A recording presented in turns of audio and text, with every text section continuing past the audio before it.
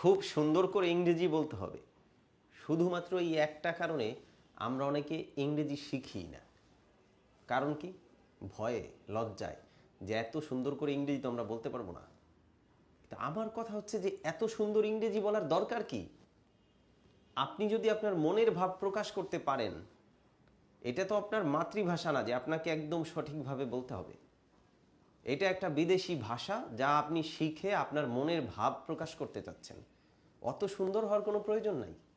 সুন্দর করতে গিয়ে যদি আপনার এই স্কিলটা আপনি ডেভেলপমেন্ট না করেন, তাহলে ব্যর্থতা কার? লস কার? আপনার। তো অত সুন্দর করে ইংরেজি বলতে হবে, এই জায়গা থেকে বের হয়ে আসেন। এত সুন্দর করে বলার দরকার নাই। আপনি মোটামুটিভাবে যার সাথে কথা বলছেন তিনি বুঝতে পারলেই হলো। অনেক দেশ আছে যারা ইংরেজি ঠিকমতো বলতেই পারে না। চায়না যেমন একটা।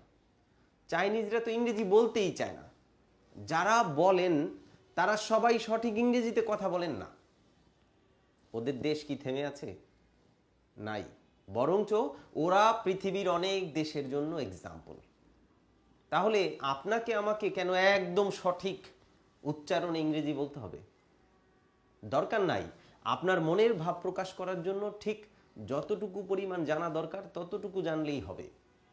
আপনি যে সুন্দরভাবে বলতে গিয়ে একেবারেই জানলেন না, শিখলেনই না, না এত সুন্দর করে আমি বলতে পারবো না, এটা আমার জন্য খুব কঠিন, তাহলে থাক, ইংরেজি শেখারই দরকার নেই। লসটা হলো কার? আপনার। সো যারা আপনারা আমার এই ভিডিওটি দেখছেন, আমি আপনাদের রিকোয়েস্ট করব, ইংরেজি যেহেতু একটা ইন্টারন্যাশনাল ল্যাঙ্গুয়েজ, আমাদের সবার এটা জানা দরকার। খুব ভালো না হলেও মোটামুটি লেভেলে জানা দরকার, যেন আমরা একজন বিদেশির সাথে আমার মনের ভাব প্রকাশ করতে পারি। এইটা একটা স্কিল, একটা সফট স্কিল, যা আপনার অবশ্যই জানা দরকার। যদি ইংরেজির পাশাপাশি আপনি অন্যান্য কোনো ভাষাও শিখতে চান, শিখেন, যাতে আপনার মনের ভাব প্রকাশ করতে পারেন। এক্সপার্ট হওয়ার দরকার নাই। কারণ আপনি তো এক্সপার্ট হয়ে এটা দিয়ে অন্য কিছু করবেন না। আপনি চাচ্ছেন আপনার সাথে যেন অন্যের একটা কমিউনিকেশন তৈরি হয়, আর তার জন্য মোটামুটি লেভেলে জানলেই হবে।